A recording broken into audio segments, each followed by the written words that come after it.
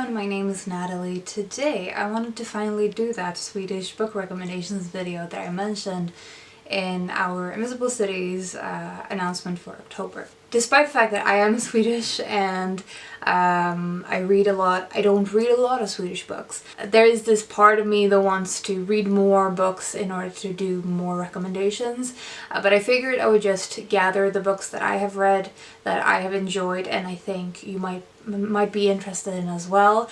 And obviously if I read more books in Swedish, which is something that I have as a reading goal, then I will continue to make book recommendations instead of trying to do everything in one video. That's never gonna happen anyway. I haven't sorted these at all. This is just gonna be a mishmash of genres and types of books. So first we have Grävlings Resa by Cecilia Heikkilä. I think this is Badger's Journey in English. This is a picture book that is both written and illustrated by Cecilia Heikkilä, who is a very talented artist in my opinion. And it's just, the picture book itself is about a badger. He has lived sort of more of an adventurous life as a youth, and then settles on an island, but a young animal arrives on his island and he ends up being swept up in a new adventure.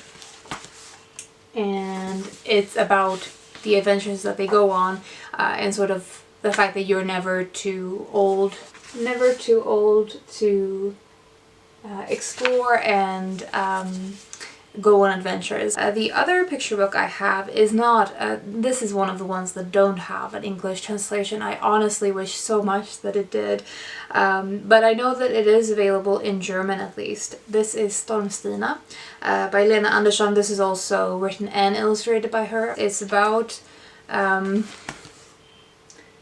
this young girl who spends the summer with her grandpa on an island, and it's about a storm hitting the island and her general exploration of the island. I guess it's a theme.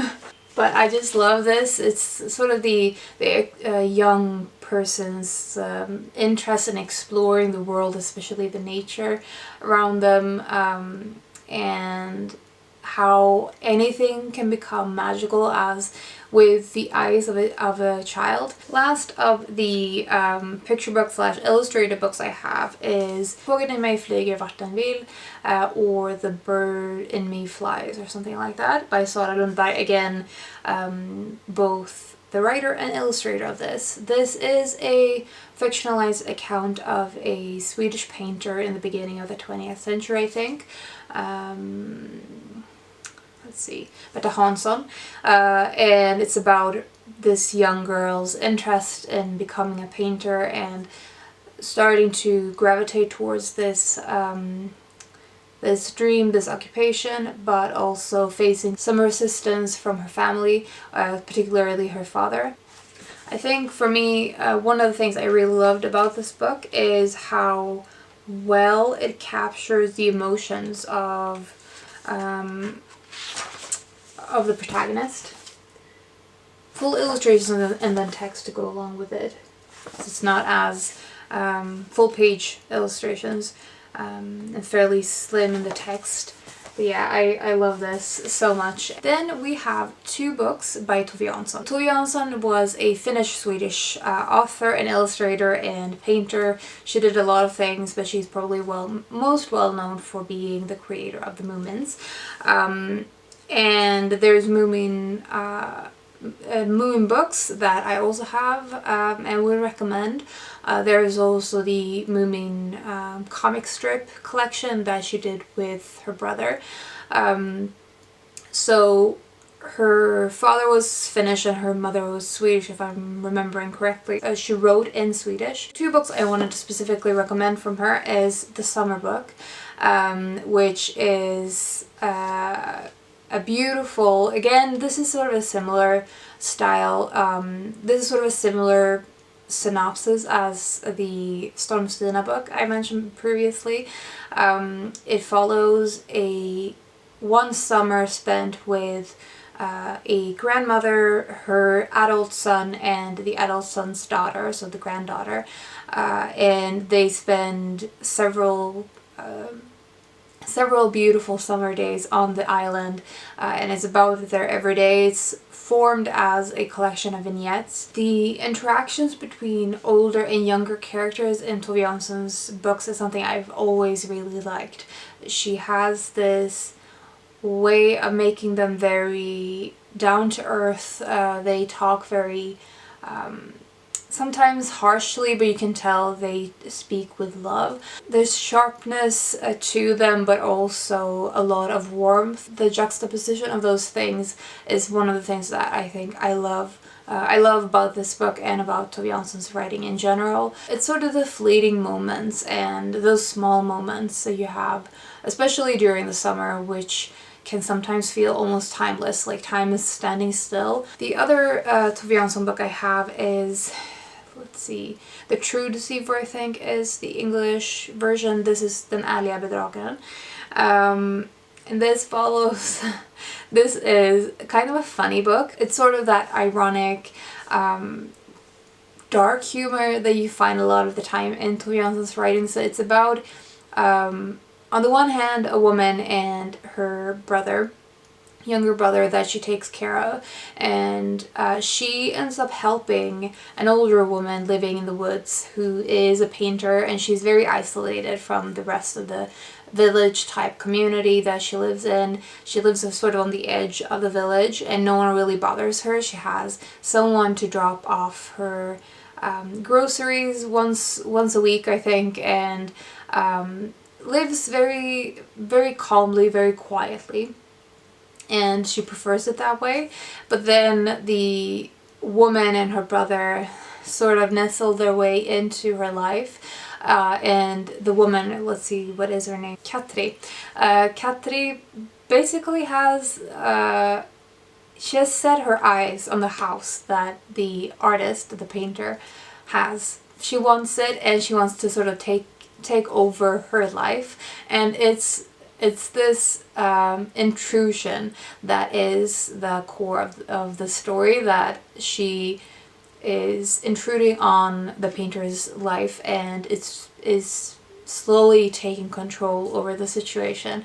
And as I said, it has that dark humor to it, but it's kind of tense and uncomfortable. Then I wanted to mention Selma Lagerlöf, who is an author I mentioned several times on my channel. I have read several of her books, and this one, for example, is a collection of the Löwensköldska ringen and Charlotte Löwensköld. They are part of a trilogy, if I'm remembering correctly. I haven't read the last part of it. A lot of her fiction has sort of ghost stories elements to them, or fantastical elements, some supernatural ingredients. There's also the, what is it called in the English, Her Honest Penningar, which is probably my favorite out of her fiction, like a novella about a young girl who is murdered, and her ghost haunts her murderers, haunting the place and trying to lead someone to the answer of her death. It's a short book, it's powerful as a narrative. My favorite of Selma Lagerlöf that I've read so far is the diary of her. This is also part of a trilogy, so this I think was the third in the trilogy, and I have started the first. I think that there's at least one of the trilogy that is available in English translation, but a lot of Selma Lagerlöf's books is available in English translation, at least the fiction, so I wanted to mention that as well. One of my favorite books that I'm gonna show you here is Kallocain by Karin Boye. This is a dystopian classic. It, I think, came out about the same time as 1984. It follows a similar type of dystopian society where everyone is being surveilled and controlled by a big brother type state.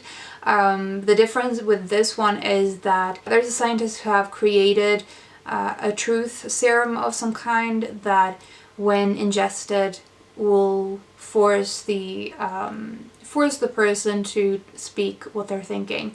And so you're not even safe in your mind. Even your mind is being surveilled through the state with this new medication becoming a reality. And it's that kind of story. It follows a specific character moving about in this society. It's less about the world itself and more about the effect that this has on individual characters, specifically the protagonist. I really want to reread Kelokin because it's been several years, but for me this is a standout in the dystopian genre. It came out in the Penguin Black Spine edition a couple of years ago. Then another classic that similarly came out in a new English translation recently, or English edition, is Dr. Glass by Emma Söderberg. This book is about a doctor and he has a patient, a woman who comes to him to complain about her husband and being kind of miserable in her marriage, and she drags him into this drama that becomes quite dark and starts to make him question his responsibilities as a doctor and where to draw the line to help patients. How far will he allow himself to go in moral conundrums? That is kind of the basic of the story, and I loved this. Also, this is kind of more on the philosophical side of things. Again, it's about the characters rather than being a very plot-driven story. Next up we have a Swedish non-fiction book. This is Bin och människor, or Bees and Their Keepers, I think is the English. This is by Lotte Möller, and this is a book about bees and honey making and all the various things related to it, like the various techniques that has been used historically, the ways that honey flavor has been judged over the years. In one of the chapters talks specifically about trying to explain the taste and flavor and trying to grade them, and make some comparison to a wine tasting, which I thought was really fascinating. There is talk about the equipment that has been used, the uniform or the things that guard you against bees, or the actual equipment that is used to store the honey. It talks about actually keeping bees. There's tons of photographs and illustrations and various things. It isn't groundbreaking in any way because it talks about so many different topics. It doesn't go into any depth about any of them, but I found it to be a very fun non-fiction book to have, and it's beautifully produced as well. So if you're interested in bees, I think this would be a fun one to pick up. Next, I wanted to recommend a recent literary fiction book, and that is Inlands by Elin Willows. So this is about a woman who moves from Stockholm to the northern parts of Sweden in a tiny city, like it's a town or a village. And she moves there in order to follow her boyfriend at the time, but they very quickly break up when she's moved, and so she's stuck in this tiny place with no other reason for being there. But she has already done all of this relocation, so she decides to stay. And everyone questions this because they think there's nothing there for her. They don't really understand her reasoning for sticking it out. The book itself just follows her living in this tiny place in the northern parts of Sweden, where this place has like one bar and one main store, and it's a very tiny community, very few people living there, and not a lot of various things exist there. But it's just about her everyday life, and it's such a quiet book that I think a lot of people will probably find it boring, but I loved it. It is exactly the kind of book that I wish more writers were willing to write, or that were published, that publishers were willing to produce.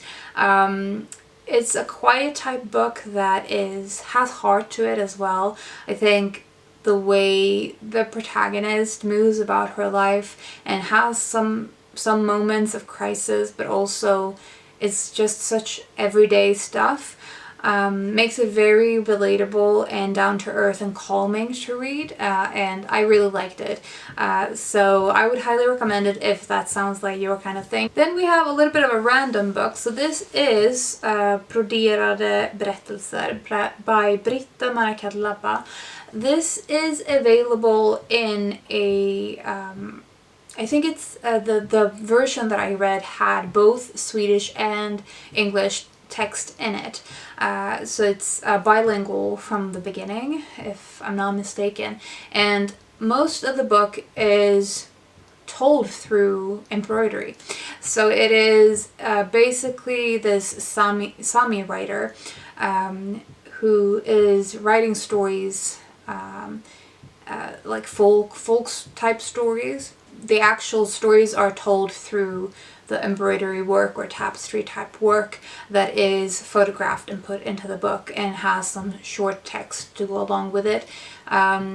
It's beautiful work. I think if you want to read more about Sami and to get a little bit of a sense of their storytelling and of their history in Sweden and in the Scandinavian countries in general, this is definitely one to look for if you can find it. Last up, I wanted to mention an author whose book I have read has not got an English translation, but I know one of her other books has, and that is Elin Wagner. She wrote a book called Norrtullsligan, which is a fantastic book. It's about a group of women who live in an apartment together in the beginning of the 20th century. It's just about their lives and trying to make enough money to support themselves, trying to work in an environment that is very much male dominated and where they have to fight for their right to work.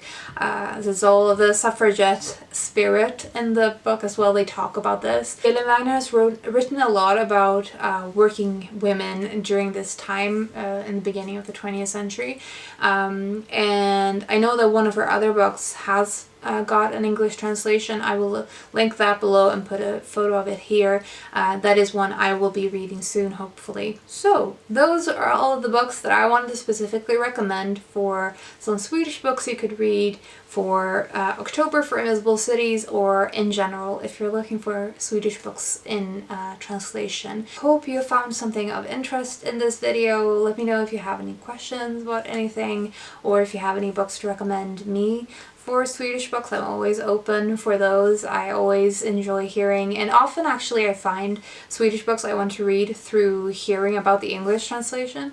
So that was all I wanted to say. I hope you're doing well and you're taking care of yourselves, and I will talk to you soon. Bye.